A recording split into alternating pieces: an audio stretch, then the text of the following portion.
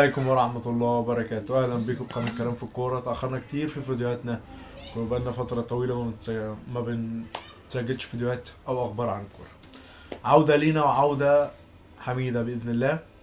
أول حاجة قبل أي كلام عن أي صفقات أو أي حاجة مهمة عايزين نتكلم عن اللي بيحصل في غزة. احنا طبعا في ظهر اخواتنا في غزة وربنا يكون في عونهم. ما عندناش حل غير الدعاء، ما عندناش حاجة غير هي الدعاء. ان احنا ندعي لهم ربنا يكون معاهم، واحنا ورا حكومتنا ورئيسنا السيسي في اي قرار هيقوله واحنا معاه. دي اول حاجه. تاني حاجه هنتكلموا النهارده على احداث مهمه كتير حصلت، احداث كتير في الفتره الاخيره من ضمنها في مصر محليا. ان زيزو ساب الزمالك وراح مضى مع النادي الاهلي. ده حدث مهم، وده الحدث اللي كان في الفتره الاخيره ترند وكلام كتير عليه.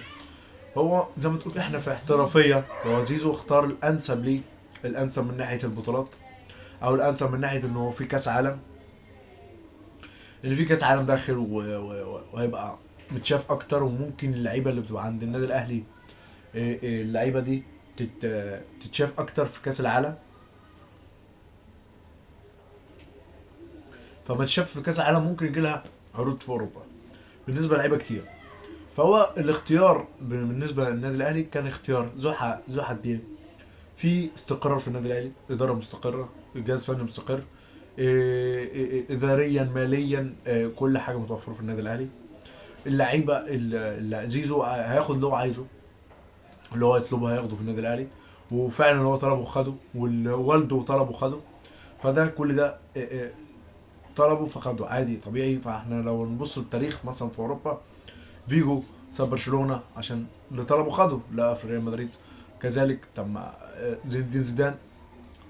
اخبار كتير كانت بتقول ان هو زين الدين زيدان اساسا كان عايز يروح برشلونه، ولكن لقى فلوس اكتر واستقرار اكتر في ريال مدريد. ده بالنسبه للاحداث في مصر. وبالنسبه لزيزو عندنا شويه اخبار هنتكلم فيها برضه عن نادي الزمالك. نادي الزمالك في الفتره دي هيفقد لعيبه كتير، من ضمنها برضه الونش خلص ده، يعني على مسؤوليتنا كقناتنا يعني كلام في الكوره، ان الونش خلص مع النادي الاهلي وراح السفاره الامريكيه وطلب التاشيره وهياخدها في خلال الفتره الجايه. وفي لعيبه تانية فجأات تانية هتروح النادي الاهلي. عندك برضو النادي الاهلي بيس بي بي بي بي بيتفاوض مع حسام عبد المجيد.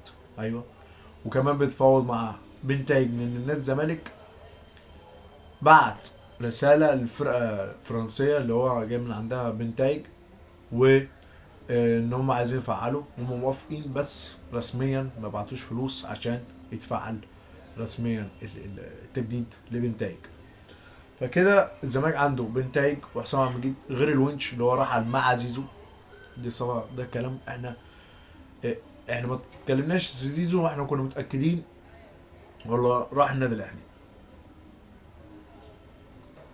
زيزو فعلا راح النادي الاهلي من قبل ما كل الكلام بقى اللي هو مش لا انا قاعد انا في النادي الزمالك انا بحب لا كان كل ده مماطله عشان يخلص الموسم على خير ويروح النادي الاهلي.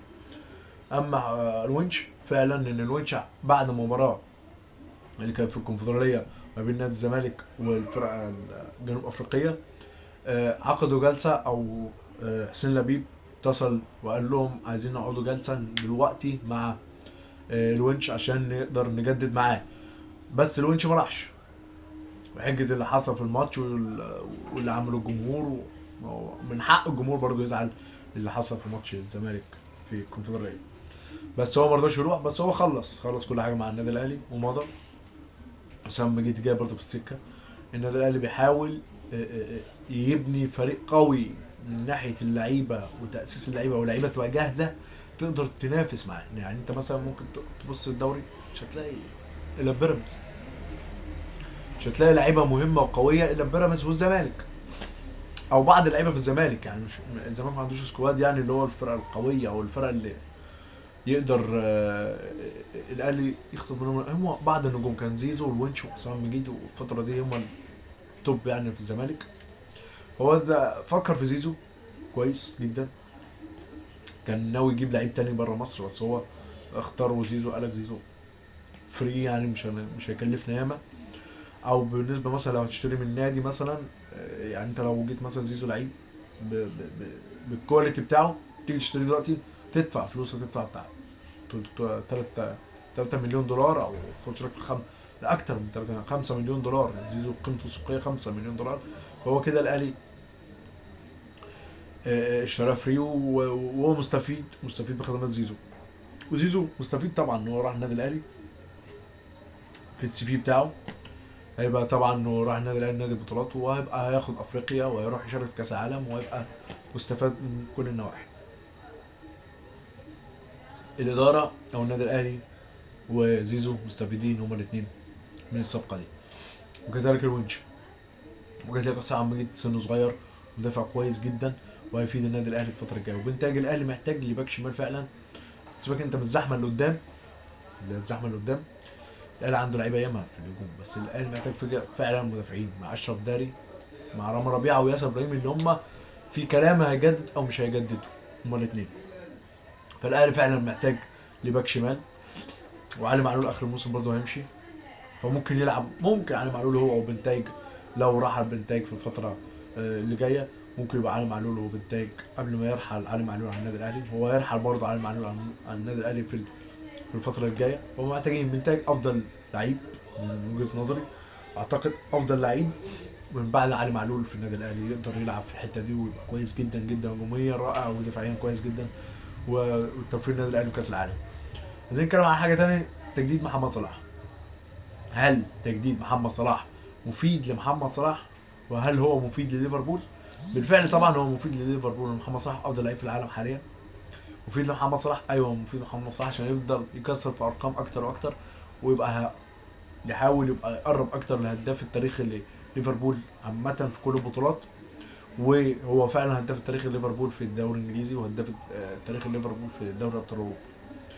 ففي جميع المسابقات هو قرب وبيكسر اكتر في ارقام، دي حاجه مميزه وفخر لينا، وكويس جدا. وخلاص في اخر مسيرته، او مش في اخر مسيرته يعني، خلاص صراحه يعني عدى 30، فالمفروض يستقر في الفرقه الكويسه، ان هو اداؤه كويس معاه، مش لسه هيروح فرقه تانية وعايز هو طبعا مش هيثبت نفسه من محمد صلاح، بس يعني لسه يروح ويأقلم على طريقه اللعب لا انت في ليفربول نجم اسطوره، تتعامل كاسطوره، وخليك زي ما انت.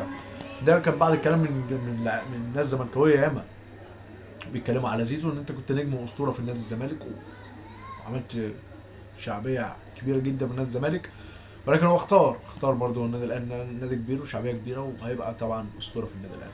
دي كانت اخبارنا النهارده في كلام في الكوره. كان معكم يوسف، ما تنسوش اللايك والاشتراك عشان نقدر نكمل. السلام عليكم ورحمه الله وبركاته.